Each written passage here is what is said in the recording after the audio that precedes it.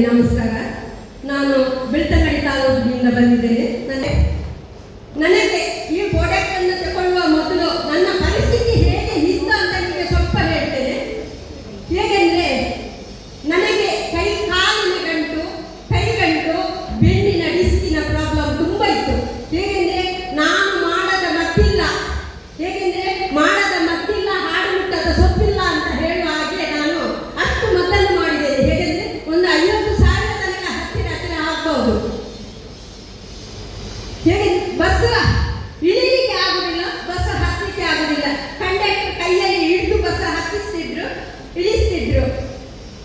ಆ ನಂತರ ನನಗೆ ಕೆಳಗೆ ಕೂತ್ರೆ ಏಳಲಿಕ್ಕೆ ಆಗುದಿಲ್ಲ, ಎದ್ರೆ ಕೂತ್ಕೊಳ್ಳಿಕ್ಕೆ ಆಗುದಿಲ್ಲ.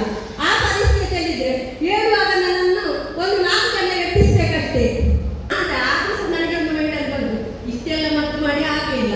ಇದೊಂದು ಈ ಬೆಡ್ಡಲ್ಲಿ, ಈ ನೀರಲ್ಲಿ, ಈ ನಲೆಯಲ್ಲಿ ಇದರಲ್ಲಿ ಹಾಕುವುದು ಉಂಟಾ ಅಂತ ಅದು ಸಹ ನನ್ನ ಮೈಂಡಿಗೆ ಬಂತು.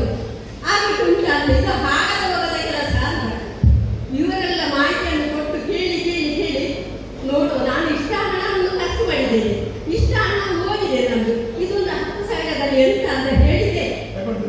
ಲೋನ್ ಕಟ್ಟಲಿಕ್ಕೆ ಅಂತ 10,000 ಇಟ್ಟಿದೆ ಮನೆಯದು. ಆ ಲೋನ್ ಕಟ್ಟಲಿಕ್ಕೆ ಅಂತ 10,000 ಇಟ್ಟ ಹಣವನ್ನು ನಾನು ಆವಾಗ